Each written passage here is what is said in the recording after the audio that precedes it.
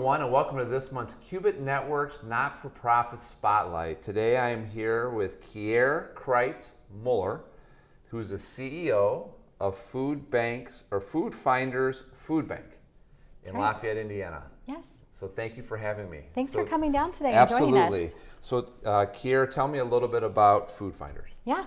So Food Finders, like we talked about earlier, was established in 1981, and we currently serve 16 counties across north central Indiana.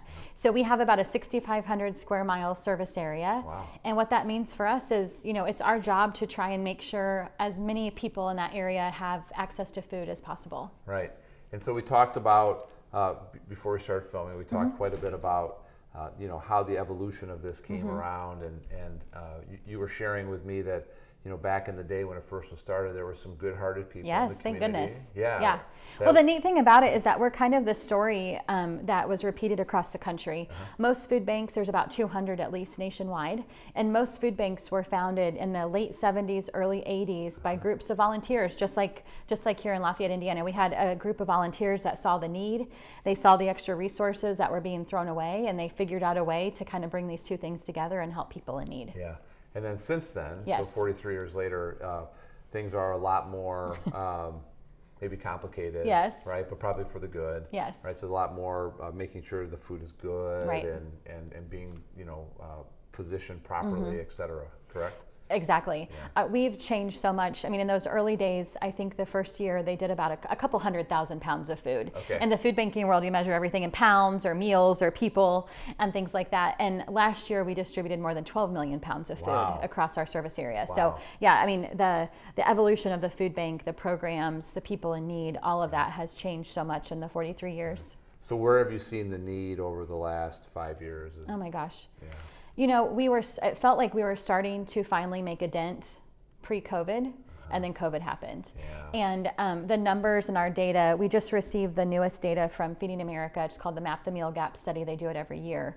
And the latest data coming from 2022 shows a 30% increase in food insecurity just in our service area alone. Yeah. And we know that's true because we're feeling it every day. Wow. We're seeing a huge increase in people. Actually, the COVID numbers, I mean, we did we did an amazing job handling COVID, but then a lot of the extra benefits and programs and things, everybody was working together. That was the beauty of it. Right. During that time, everybody was coming together to help stabilize families and keep them from falling further into poverty. Yeah. And then all of that extra protection went away.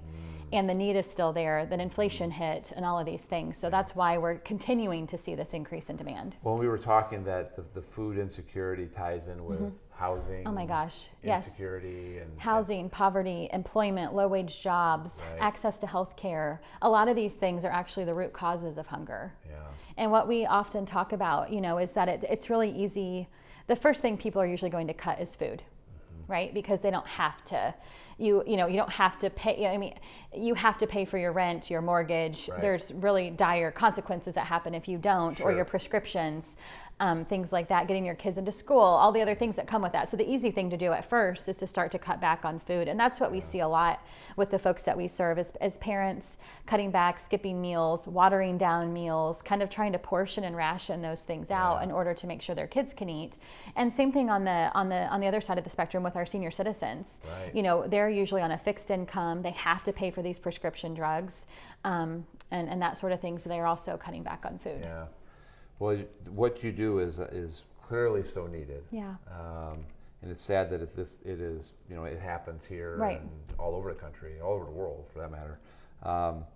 If people wanted to help you, right? What's some of the best ways that they can help you? Well, we have lots of ways to help. Okay. The number one thing is always, honestly, for most food banks is making a financial contribution if you can. Yep. We are completely community supported. Okay. So all of our funding comes from grants, events, private and individual corporate donations, things like that. Okay. And so I always say we can only do as much as our community supports us. Yeah. If we want to add new programming or things like that, which we're always wanting to, we have to make sure we have the funds to do so.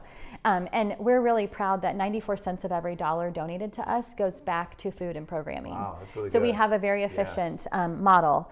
But additionally, volunteering time. We have wonderful volunteers.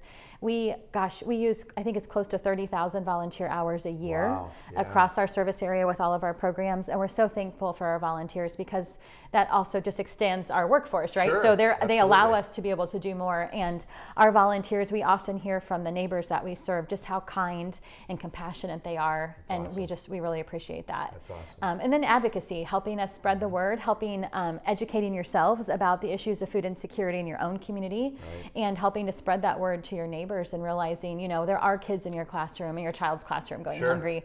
There's probably coworkers and people at church and places like that. It can sometimes be a hidden issue, Yeah. and it's really much more prevalent than we think. Yeah.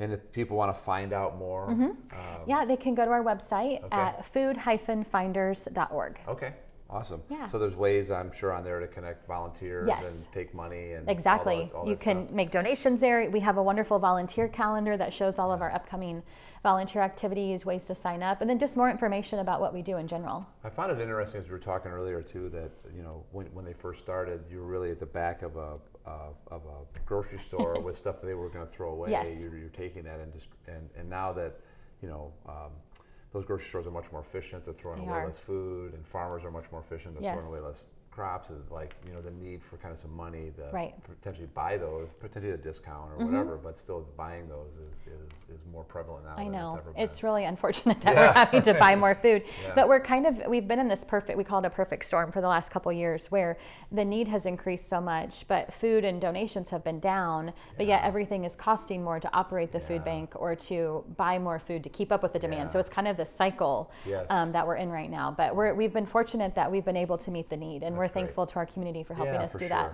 Well, thank you so much. Yeah, Thanks for all thank you you. do. I appreciate it. Yeah, for sure. And Thanks thanks for for allowing. letting me come in here. You have a really nice facility We here. do. I feel like we should be making lunch or something. I know, maybe, yeah. Right? Well, there's probably a class going on later yeah. today. All right, there we go. So anyway, thanks Yeah. for everybody for watching. Thank you.